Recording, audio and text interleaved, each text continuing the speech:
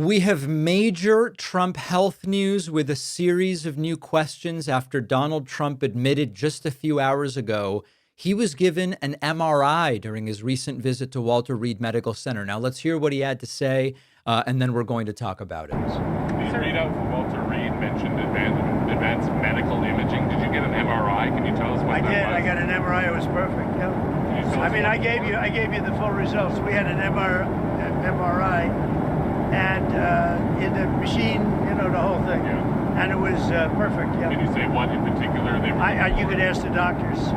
In fact, we have doctors traveling with us, but I think they gave you a very conclusive. Nobody has ever given you reports like I gave you. And if I didn't think it was going to be good, either I would let you know negatively, I wouldn't run, I'd do something. But the doctor said some of the best reports for the age, some of the best reports they've ever seen. These are incredible reports. Now, I want to cover this fairly with tact and empathy and a sense of decency, because that's what Donald Trump always affords everyone else, right? Right. So the speculation, of course, is you don't get an MRI for no reason. Why did Trump get an MRI? What was the MRI for? Trump said, ask the doctors. You normally would do an MRI if you have a suspicion about something specific. You don't randomly MRI people, right? Well, let's talk about that. One of the things about an MRI is it doesn't emit radiation like an X-ray or a CT scan or a PET scan.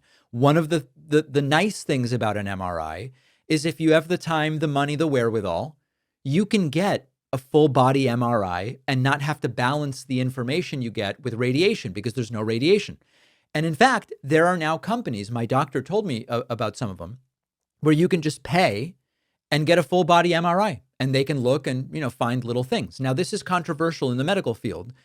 There are many doctors who will say, it's kind of a fishing expedition. It's not standard of care.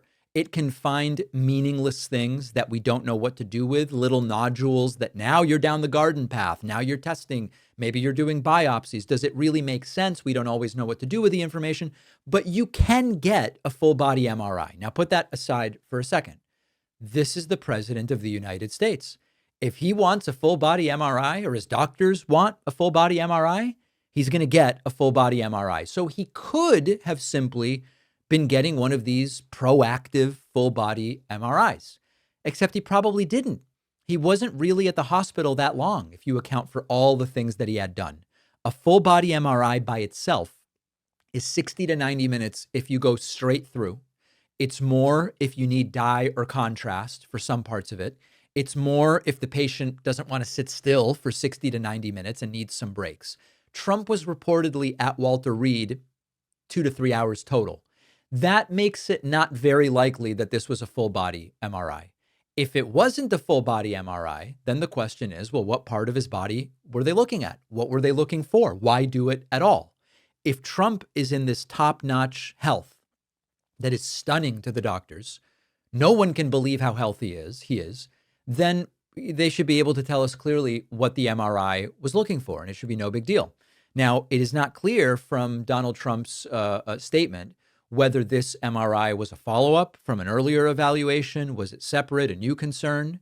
Trump said, talk to the doctors, they're here. Now, this obviously could be way smaller of a deal if this administration had a history of medical transparency about Trump.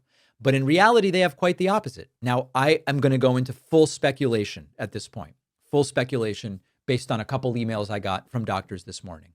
If we are just guessing, and we are just guessing because this is not a transparent White House, we are merely guessing.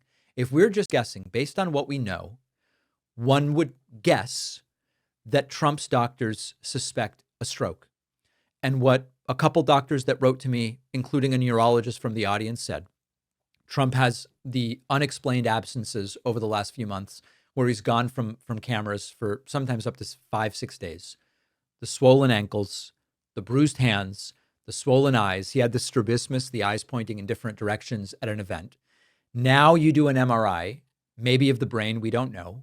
The concern would be, did he have a stroke? We're not saying a super serious stroke. It's clear it's not a super serious disabling stroke. But it would explain a lot about what is going on with this guy. Strokes can often have rapidly changing symptoms. You can mask lingering effects if you're determined, if you're out of the public for the right periods of time. So bottom line, Trump acknowledges doctors requested an MRI for a guy who is supposedly totally healthy and presents no concerns. It just doesn't sound believable.